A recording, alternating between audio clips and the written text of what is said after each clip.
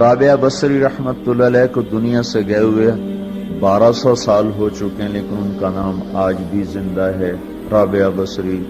گلگت کی عورتوں کو بھی پتہ ہے رابعہ بصری کوئی بڑی اعلیٰ درجے کی خاتون تھی، پنجاب کی عورت کو بھی پتہ ہے، عرب کی عجم کی عورتوں کو پتہ ہے رابعہ بصری نہ کوئی شہزادی تھی، نہ کوئی ملکہ تھی، نہ کوئی وہ خوبصورت تھی، نہ کوئی خاندانی تھی، بلکہ عورت ہونے کے لحاظ سے ہر عیب اس میں تھا۔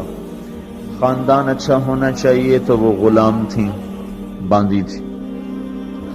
شکل اچھی ہونی چاہیے تو وہ بدصورت تھیں، کالی تھی۔ پھر چلو شکل بے کیسی ہو، خاندان کیسا، اولاد کے قابل تو ہو۔ رابعہ بصری اولاد کے قابل بھی نہیں تھی، بانج اس کو کہتے ہیں، جو عورت اولاد کے قابل نہ ہو اس کو اردو میں بانج کہتے ہیں، عربی میں عقیم کہتے ہیں۔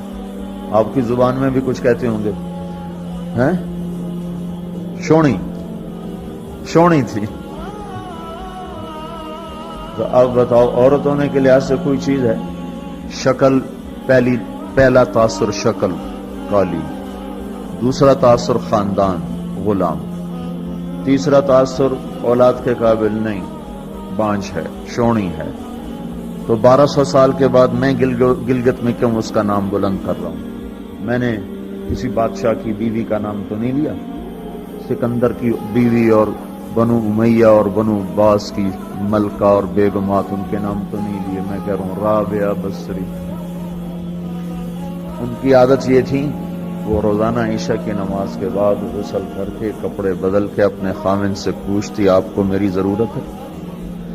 اگر وہ کہتے کوئی نہیں ہے تو پھر پوچھتی مجھے اجازت ہے؟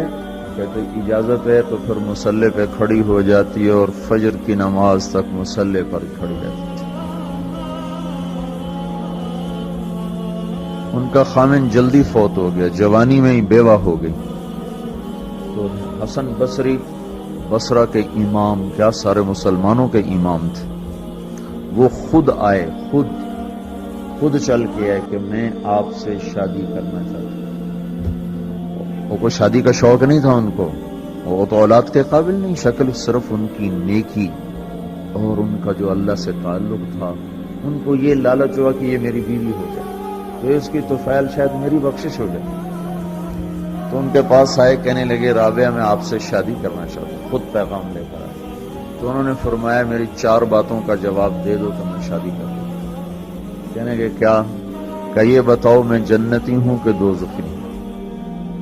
کہنے لگے یہ تو میں کچھ نہیں کہہ سکتا۔ اچھا یہ بتاؤ جب اللہ تعالیٰ قیامت میں اعمال نامے اڑائے گا، کسی کے سیدھے ہاتھ میں آئے گا، کسی کے الٹے ہاتھ میں آئے گا، میرے سیدھے ہاتھ میں آئے گا کہ الٹے ہاتھ میں؟ کہنے لگے یہ بھی کچھ نہیں بتا سکتا۔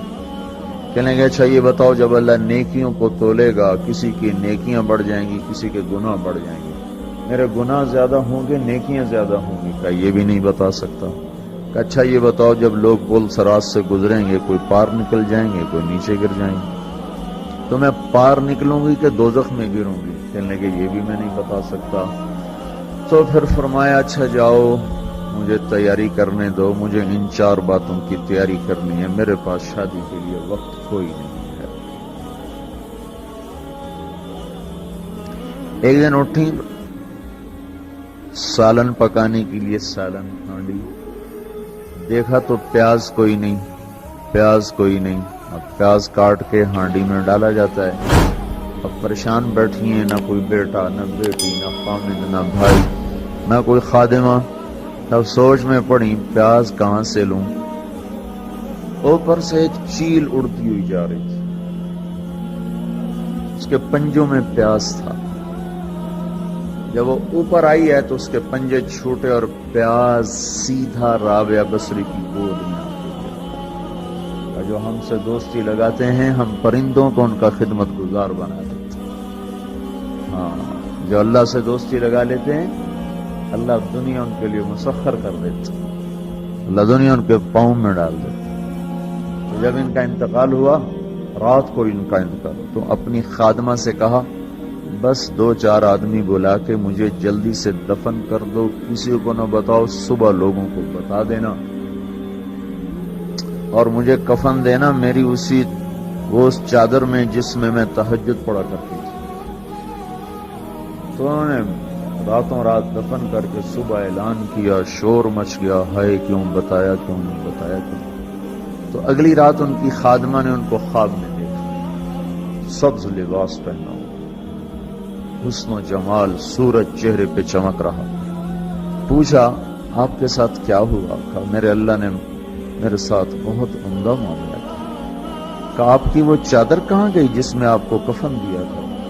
کہا وہ اللہ تعالیٰ نے اتار لی ہے اور مجھے جنت کا جوڑا پہنایا ہے، اور اس چادر کو اللہ نے سنبھال کے رکھا ہے. جب قیامت کے دن میری نیکیوں کو اللہ تولے گا تو اس چادر کو بھی اس میں تولے گا. انہوں نے پوچھا منکر نکیر کا کیا ہوا؟ سوال جواب ہوتا ہے، منکر نکیر آتے ہیں، ان کا کیا ہوا؟ کہا وہ آئے تھے تو انہوں نے مجھ سے کہا من رب کی، تیرا رب کون ہے، تیرا رب کون ہے؟ تو میں نے منکر نکیر سے کہا جس اللہ کو 40 سال نہیں بھلایا اس کو 4 ہاتھ زمین کے نیچے آ کر میں بھول جاؤں گی. یہ نہیں کہا ربی اللہ ہے، بلکہ ان کو یوں کہا کہ جس رب کو 40 سال میں نہ بھلا سکی اس کو 4 ہاتھ زمین کے نیچے آ کر میں بھول جاؤں گی. تو منکر نکیر نے کہا اس کا آگے کیا حساب لینا، چلو بھائی واپس چلو، چلو بھائی واپس چلو. یہ بات آپ نے حضرت عمر سے فرمائی تھی، عمر وہ کیا دن ہوگا جب تو قبر میں ہوگا اور منکر نکیر آئیں گے زمین کو چیرتے ہوئے اور ان کے ہاتھ میں ہتھوڑا ہوگا، ساری دنیا کے انسان جن اٹھانا چاہیں تو اٹھا نہیں سکیں گے، اور ان کی آواز میں بجلی کی کڑک ہوگی اور وہ زمین کو چیرتے ہوئے آئیں گے، ان کے دانت لمبے ہوں گے. تو وہ آ کر تم سے سوال کریں گے من ربک ما دینک من نبیک. تو حضرت عمر کہنے لگے یا رسول اللہ میرے ہوش ٹھیک ہوں گے، جیسے میں اب بیٹھا ہوں میں ایسے ہوں گا؟ تو ہمارے نبی نے فرمایا ہاں تو ایسے ہی ہوگا جیسے تو اب بیٹھا ہوا ہے. تو کہنے لگے پھر میں اچھی طرح ان سے نمٹ لوں گا. تو جبریل آئے، جبریل آئے، کہنے لگے یا رسول اللہ ہم دیکھ رہے ہیں آگے کہ عمر کو جب قبر میں ڈالا جائے گا اور آ کر منکر نکیر ان سے سوال کریں کہ من ربک، تو یہ کہیں گے ربی اللہ فمن ربکما، میرا رب تو اللہ ہے، تم بتاؤ تمہارا رب کون ہے. میرا دین تو اسلام ہے، تم بتاؤ تمہارا دین کیا ہے. تو وہ منکر نکیر کہیں گے عجیب بات ہے، ہم تمہارا حساب لینے آئے